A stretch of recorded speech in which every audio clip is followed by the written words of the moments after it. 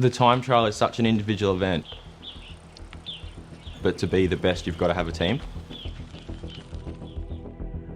I think people don't understand the behind the scenes work that it takes, and I think with how we work with Ken, whether it was the bike fit that we did all those years ago that we still run the exact same fit, and now I'm still running the same giant Trinity frame, but that frame's had every single piece of Sync's products on it throughout the years, and it's quite cool to see how that's evolved, and now we're riding what I would say is the best equipment in the peloton.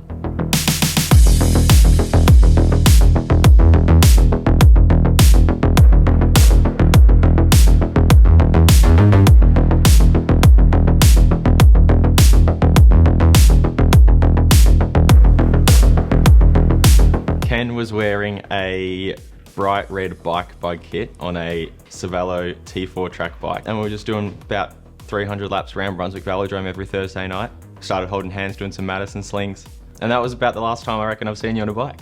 Yeah. He stopped riding a bike and started taking care of me for the last almost 10 years.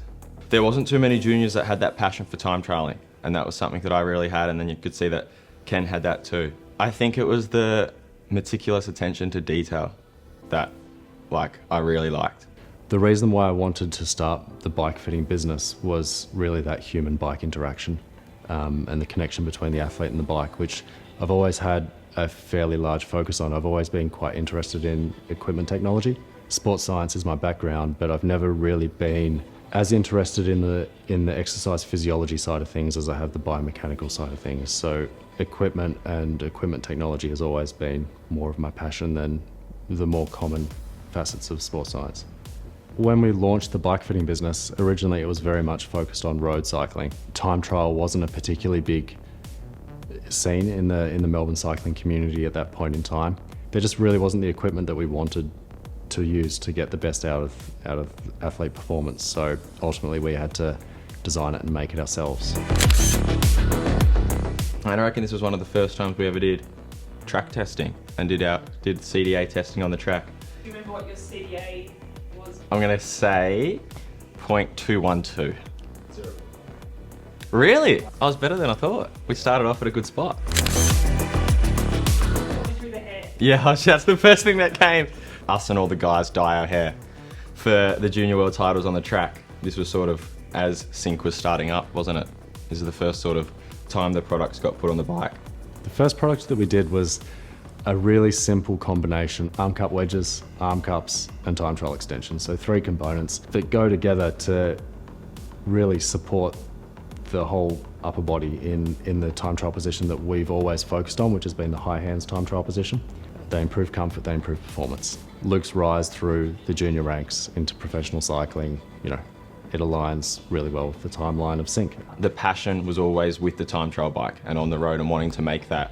And I sort of saw the way me and Ken were working together back then. It was like this was the side piece to the ultimate goal. Like right now I'm doing track, but what the work we do as a team together was that working towards the ultimate goal of turning professional and targeting major time trials. First year I joined Inform. Forming the team I did that year is actually the team that's now stayed with me for all these years and probably always will for my career. And we're quite lucky to work with such an amazing team, but also a team that for me feels like a family. A lot of our product development is obviously fairly focused on elite athletes. It takes an elite athlete to drive the development of your product. They need the best equipment. It's only in that situation where you're pushed to truly develop a really good product. And I think that is a benefit to the brand and to all of the products that we produce under that. And really that technology just filters down to the everyday product that we provide. I think that's why I like time trialing so much, because it's whoever puts the most attention to detail in your equipment, in your preparation, actually gets the result. In a road race, so many other factors can come into it, but whoever works the hardest in training or off the bike aspects of time trialing, you genuinely see the results. This was the day where I really wanted to push to do the time trial at the Olympics. Unfortunately, I didn't get to go in Tokyo and do the time trial, but I think since not being able to race the TT in Tokyo, that's made me go so hard to be able to do it in Paris. And this was sort of the first race where I believed that was possible. Probably the best day I've ever had on a bike, I reckon. very special bike, green and gold bike that St. Cloud painted up for me and we designed about 4 days earlier than this TT. I was still racing under 23s. And Richie Port said, I reckon you should race elite. So we got a last minute entry. It was probably the happiest I've been after a race, I would say. And I think what makes it special is that was probably the day that people got to see my team. That this day is what opened it up. It got me a contract with Ineos. Everything moved so fast after this day. This ended up being just before the Olympics on the track.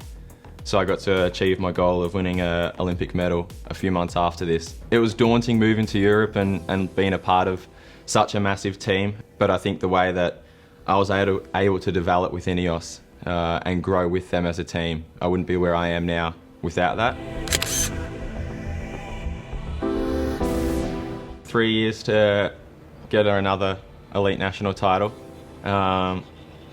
This time in the Jayco colours and back on the giant Trinity that I had all my success on previously. Yeah, and back working with Ken closer. It was always there in the background throughout Ineos, but it was once we moved back to Jayco, we were able to really reignite that team again. The way that I see those relationships is I'm a very competitive person myself. What I like seeing is, because I know those athletes are also extremely competitive, and I like seeing them achieve their best. So, you know, when Grace is going to race Olympics this year, I want her to have the best opportunity to win gold possible.